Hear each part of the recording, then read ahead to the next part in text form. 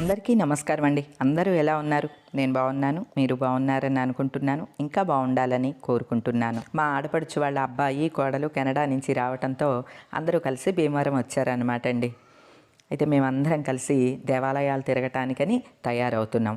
మా హైమాకి చాలా పెద్ద జడ ఉంటుందండి. ఆ జడని చక్కగా కోడలు చూడండి సన్న ఈతపాయలు జడ వేసింది. చాలా బాగున్నదండి. మన ఆడవాళ్ళందరికీ జుట్టు అంటే ఎంత ఇష్టమో కదండి. కానీ క్లైమేట్ మారినప్పుడల్లా జుట్టు రఫ్గా డ్రైగా చిక్కుగా అయిపోతూ ఉంటుందండి. మామా ఎర్త్ ఒక కొత్త ఛాలెంజ్ని తీసుకువచ్చిందండి. అది 4 ఫింగర్ హెయిర్ టెస్ట్ అనమాట. అంటే మనకు తెలుసు జుట్టంతా ఇలా చిప్పిగా డ్రైగా చిక్కుగా అయిపోతే దానికి రెమెడీగా మన పెద్దవాళ్ళు ఏం చేసేవాళ్ళు, పెరుగు తలకి పెట్టుకుంటూ ఉండేవాళ్ళం అండి. కాకపోతే అది కొంచెం టైం టేకింగు, బిజీగా ఉండే వాళ్ళకి అంత టైం ఉండదు. పైగా తలకి పెరుగు పెట్టుకుంటే మెస్సీగా అంటే మన ఒళ్ళంతా పడి చికాకు కలిగిస్తుంది.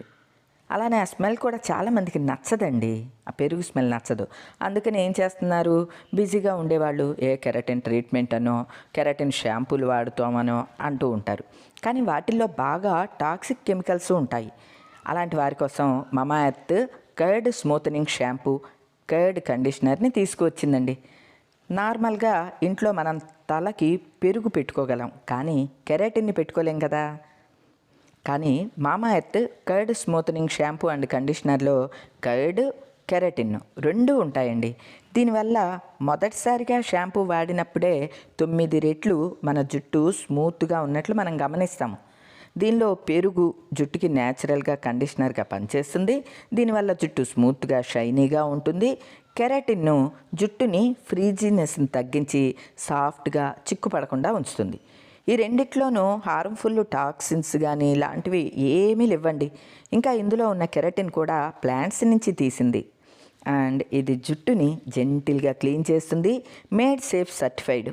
ఇంకా ఇది 5 రెట్లు సాఫ్ట్గా షైనీగా జుట్టుని ఉంచుతుందన్నమాట అండి.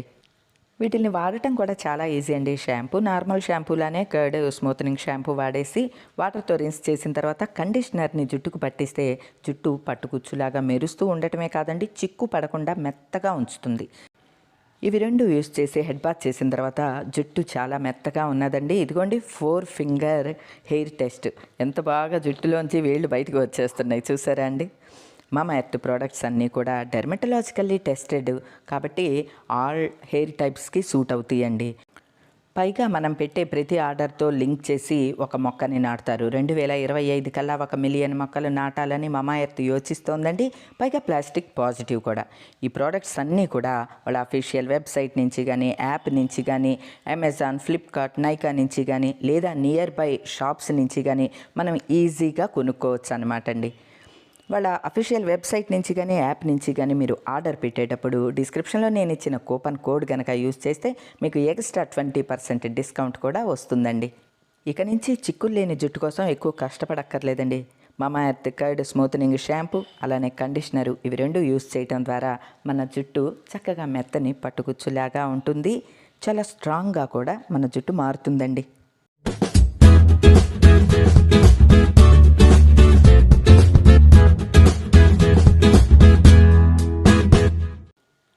ఈరోజు మేమందరం కలిసి దేవాలయాలకు వెళ్ళటానికని తయారయ్యామండి.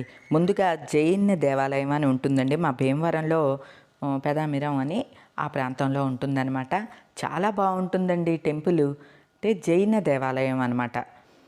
ఆ దేవాలయానికి అలానే మా ఊళ్ళమ్మ తల్లి దేవాలయానికి, సోమేశ్వర స్వామి దేవాలయానికి ఇట్లా దేవాలయాలన్నీ తిరుగుదాము అని చెప్పి తయారయ్యాం కదండి.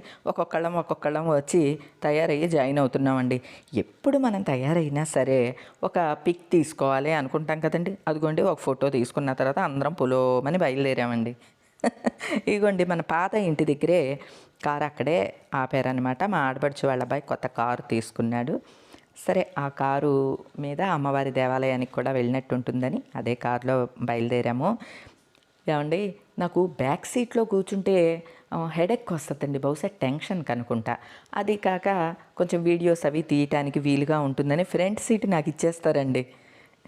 ఇదిగోండి మా ఆడపడుచు మణెమ్మ, ఆఖరి ఆడపడుచు హైమ, మణెమ్మ కోడలు దీప్తి, మా వారి మేనల్లుడు మా మణెమ్మ కొడుకు గౌతమ్ ఏమో కారు డ్రైవింగ్ చేస్తున్నాడు. మేమందరం కలిసి బయలుదేరాం. ఇదిగోండి సోమేశ్వర ఆలయం ఇది.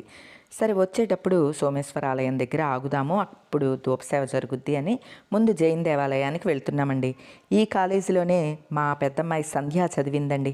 SRKR కాలేజీ ఇంజనీరింగు ఇక్కడ చదివిందండి సంధ్య. చాలా బాగుంటుందండి కాలేజీ, చాలా ఫేమస్ కూడాని. ఆ కాలేజీ దాటిన తర్వాత ఇంకొంచెం దూరం వెళ్తే అక్కడ జైన దేవాలయం కట్టారండి. చాలా ఖర్చు పెట్టి కట్టారు.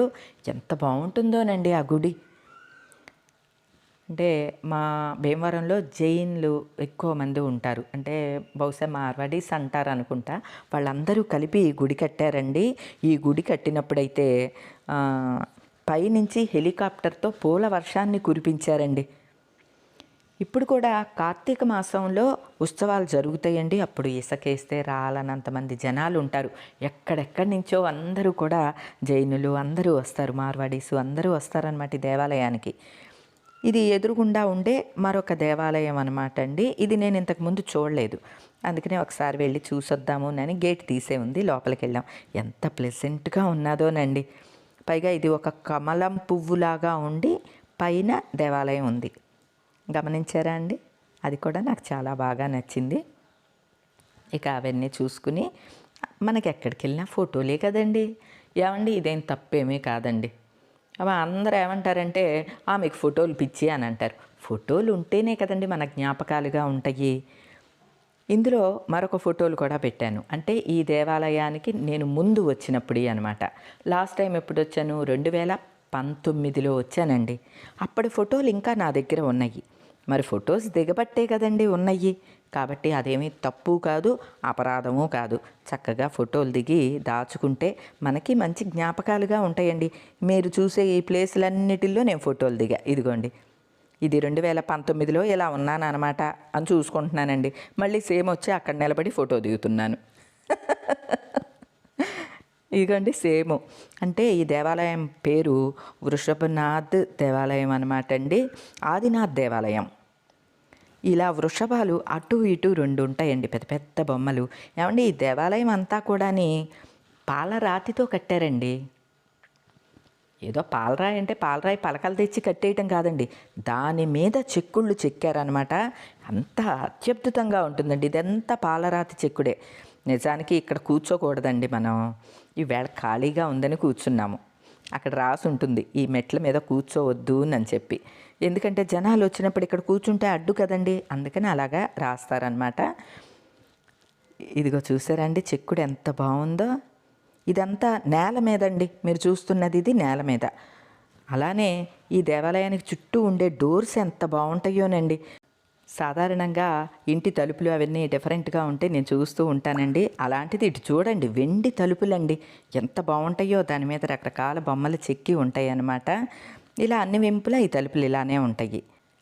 లాస్ట్ టైం వచ్చినప్పుడు కూడా ఇదే ప్లేస్లో కూర్చుని ఫోటో దిగానండి. మళ్ళీ ఇప్పుడు కూడా అక్కడే కూర్చుని వీడియో తీసుకున్నాను. చుట్టూ ఇలా సాలిబంజికల్లాగా అమ్మాయిల బొమ్మలు ఉంటాయండి. ఇవన్నీ పాలరాతివే, డ్రెస్సులు మాత్రం పెయింట్లు వేశారు అంతే. బహుశా పెయింటింగే అండి, కలర్స్ వేశారు. చుట్టూ కూడా ఇలా అమ్మాయి బొమ్మలు ఉంటాయి. గుడిని మీరు గమనిస్తే మొత్తం అంతా పాలరాయి, రకరకాల చెక్కుళ్ళు ఉంటాయి. అండ్ గుడి లోపల పెద్ద గోపురంలాగా ఉండి పైకి తలెత్తి చూస్తే రౌండ్దనమాట, మొత్తం చెక్కుడుతో ఉంటుంది. మనం టెంపుల్లో తీయటానికి ఉండదనమాట, అందుకని తీయలేదండి. బయట కొంచెం చుట్టూ తీయచ్చు కదా, అందుకని ఇదంతా వీడియో తీస్తున్నా. ఈ గోపురం నిండా ఎన్ని చెక్కుళ్ళు ఉన్నాయో అన్ని పావురాళ్ళు ఉన్నాయండి. ప్రతి గ్యాప్లోనూ ఒక్కో పావురం ఉన్నదండి, నేను గమనించలేదు. తర్వాత అక్కడక్కడ పావురాలు ఉన్నాయి నన్ను చూస్తే. ఒక్క చోట కాదు, ఒకటి కాదు, 2 కాదు, 100ల కొద్దీ పావురాలు ఆ గ్యాపుల్లో ఉన్నాయండి. నాకు భలే గమ్మత్తుగా అనిపించింది అనమాట. ఇదిగోండి ఇలా చూస్తే మీకు అర్థం అవుతుంది. ఈ పావురాలు బోలెడన్ని ఉన్నాయండి. చాలా ప్లెజెంట్గా చక్కని వాతావరణంలో ఈ దేవాలయం ఉంటుందండి. మీరు ఎవరన్నా భీమవరం లేదా చుట్టుపక్కల ప్రాంతాలు వస్తే తప్పకుండా ఈ ఆదినాథ్ జైన్ దేవాలయాన్ని సందర్శించండి. చూడవలసిన దేవాలయం అండి. పెద్ద జనాలు అలా ఉండరు, అన్సీజన్ కదా ఇది. కార్తీకంలో మాత్రం జనాలు ఉంటారు కొంచెం. ఇదిగోండి చుట్టూ కూడా ఇలాగా గోపురాల్లాగా ఉన్నాయి కదా. ఈ దేవాలయంలో నేను గమనించింది ఇలా కలువ పువ్వులు అన్ని చోట్ల చెక్కుంటాయండి. అసలే నాకు కలువ పువ్వులు తామర పువ్వులు అంటే ఇష్టం కదా. ఈ చెక్కుళ్ళు చూసి అబ్బా ఇక్కడ కలువ పువ్వు ఉంది, అబ్బా అక్కడ కలువ పువ్వు ఉంది అనుకుంటా ఫోటోలు దిగాను అనమాట అండి. ఇలా అనమాట అండి. చుట్టూ ఇలాంటి గోపురాలన్నీ ఉంటాయి. చాలా బాగుంటుంది. అవి చలవ నేల కదండి, చల్లగా ఉంటాయి అన్నమాట. నేల బండలు అన్నీ కూడా. ఆ దూరంగా కనిపించే గోపురం దగ్గర లాస్ట్ టైం ఫోటో దిగానండి. ఇదిగోండి. అలానే ఇక్కడ ప్రతిరోజు సాయంత్రం హారతి ఇచ్చేటప్పుడు లైటింగ్ వేస్తారండి. అది చాలా బాగుంటుందండి.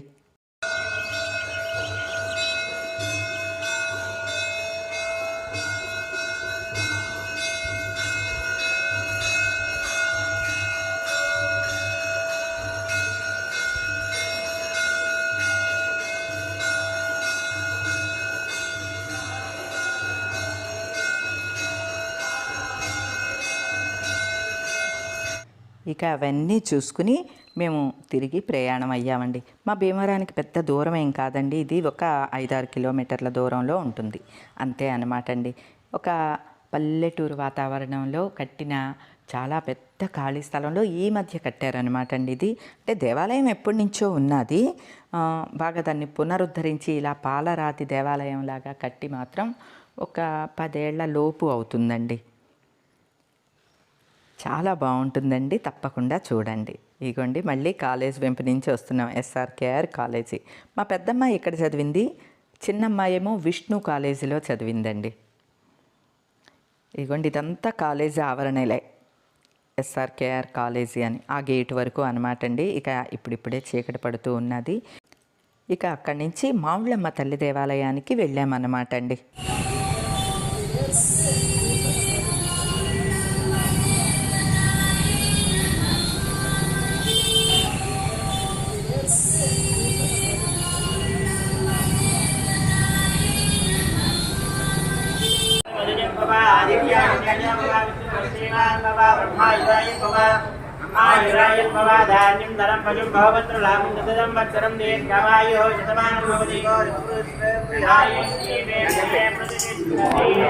మా భీమవరం ఎలవేల్పు శ్రీ శ్రీ మావుళ్ళమ్మ తల్లి దేవాలయంలో ఎంత అందంగా ఉంటుందంటే ఆ తల్లి అండి.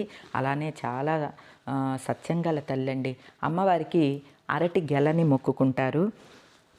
అనుకున్న కోరిక తీరిన తర్వాత అరటి పళ్ళ గెలని తల్లికి సమర్పిస్తారనమాట అండి.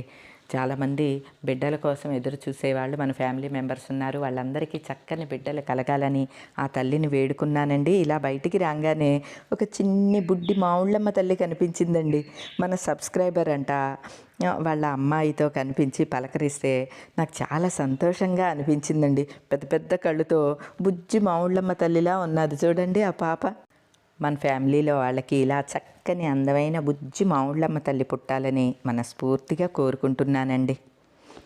ఇక తల్లి దేవాలయం నుంచి బయలుదేరి సోమేశ్వర ఆలయం దగ్గరికి వచ్చామండి. సోమేశ్వర ఆలయం మన ఇంటికి దగ్గరలోనే ఉంటుందండి. మా ఆడపడుచులు మేము అందరం తరచూ ఇక్కడే ప్రతిరోజు వచ్చేవాళ్ళమండి. మా ఆడపడుచులు ఇప్పుడు ఆశ్చర్యపోతున్నారు చూసి, దేవాలయం ఎంత మారిపోయిందో. ఇప్పుడు మేము వచ్చినప్పటికీ, అంటే చిన్నప్పుడు మేము వచ్చినప్పటికీ ఇప్పటికీ ఎంతో మారిపోయింది అని మొత్తం అంతా తిరిగి చూసుకున్నారండి.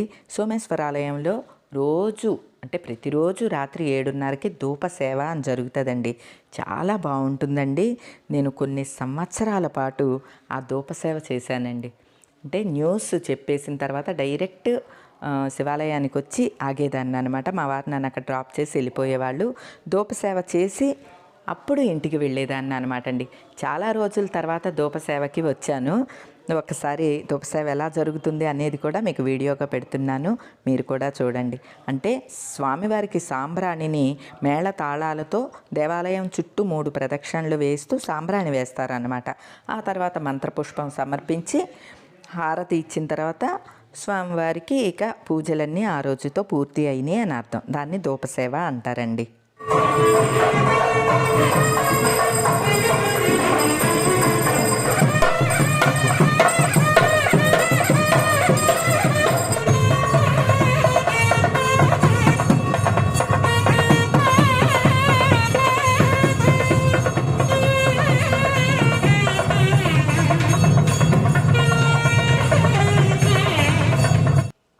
మంగళ వాయిద్యాలతో 3 ప్రదక్షిణలు సాంబ్రాణి వేస్తూ తిరిగిన తర్వాత స్వామివారికి మంత్రపుష్పాన్ని సమర్పించి హారతి ఇస్తారన్నమాట అండి.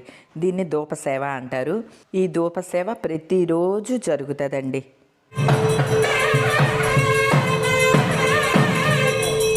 గత 35 సంవత్సరాలుగా విడవకుండా స్వామికి ధూపసేవ చేసి, ధూపసేవ అయిన తర్వాత ఇంటికి నడుచుకుంటూ వస్తూ ఏం కావాలి ఇంకా లైఫ్కి, ఎంత బాగున్నది సోమయ్యకి ధూపసేవ అనుకుంటూ వచ్చేదాన్నండి. ఇంకా ఏం కావాలో లైఫ్కి అది అందచేశాడండి.